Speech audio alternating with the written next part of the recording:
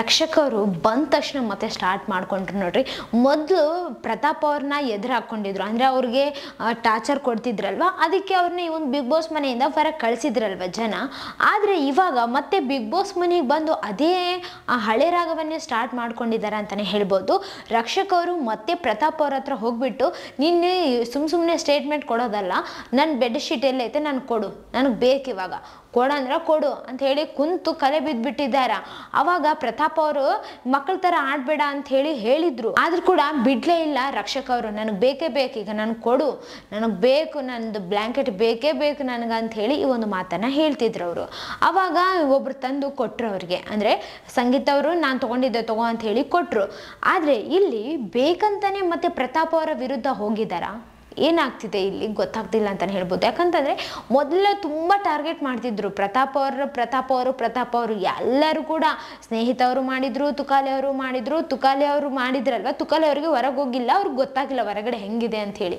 ಆದರೆ ಸ್ನೇಹಿತವರು ನಾವು ತಪ್ಪು ಮಾಡಿಬಿಟ್ವಿ ಅಂಥೇಳಿ ಒಂದು ಮಾತನ್ನು ಹೇಳಿದ್ರಲ್ವ, ಅದೇ ಇಲ್ಲಿ ಆಯ್ತು ಅಂತಲೇ ಹೇಳ್ಬೋದು. ಆಮೇಲೆ ರಕ್ಷಕವರು ಈ ಥರ ಮಾಡಿದ್ರಲ್ಲ, ಸ್ನೇಹಿತರಿಗೂ ಇಷ್ಟ ಆಗಲಿಲ್ಲ ಅಂತಲೇ ಹೇಳ್ಬೋದು.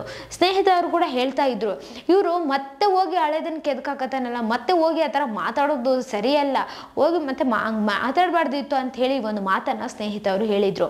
ಯಾರ ಮುಂದೆ ಅಂತಂದರೆ ಕಾರ್ತಿಕ್ ಅವರು ಎಲ್ಲರೂ ಕೂಡ ಮೈಕಲ್ ಅವರು ಇದ್ದಾಗ ಒಂದು ಮಾತನ್ನು ಹೇಳಿದರು. ಇಲ್ಲಿ ಸ್ನೇಹಿತರು ಹೇಳಿದ್ದು ಕರೆಕ್ಟ್ ಇದೆ ಅಂತಲೇ ಹೇಳಬಹುದು. ಯಾಕಂತಂದರೆ ಅವ್ರಿಗೆ ಈಗ ಹೊರಗಡೆ ಹೆಂಗಿದೆ ಹೆಂಗಿಲ್ಲ ಅಂತ ಹೇಳಿ ಗೊತ್ತಾಗಿದೆ ಅಲ್ವಾ.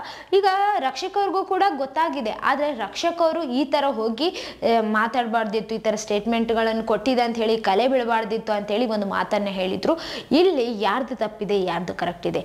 ಪಾಪ ಪ್ರತಾಪ್ ಅವರು ಹೇಳಕತ್ತಿದ್ರು, ಸಣ್ಣ ಮಕ್ಕಳ ಥರ ಆಡಬೇಡಿ, ಏನು ರಕ್ಷಕವರೇ ಹೇಳಿ ಏನು ಅಂತ ಹೇಳಿ ಈ ಥರ ಎಲ್ಲ ಕೇಳಕತ್ತಿದ್ರು.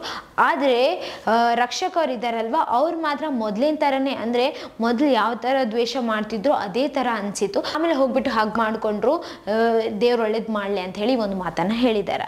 ಆದರೆ ಒಳಗಡೆ ಬಂದು ಆ ಥರ ಮಾಡಬಾರ್ದಿತ್ತು ರಕ್ಷಕವರು. ಯಾಕಂತಂದರೆ ಈಗ ನಿಮಗೆ ಗೊತ್ತಿದೆ ಅಲ್ವಾ, ಈಗ ಸಾರಿ ಕೇಳೋದು ದೊಡ್ಡ ಮಾತೇನಲ್ಲ, ಚಿಕ್ಕ ಮಾತೇನಲ್ಲ, ಆದರೆ ಅದಕ್ಕಿಂತ ಮೊದಲು ಏನು ಮಾತಾಡ್ತೀವಿ ಅನ್ನೋದು ತುಂಬ ಇಂಪಾರ್ಟೆಂಟ್ ಆಗುತ್ತೆ.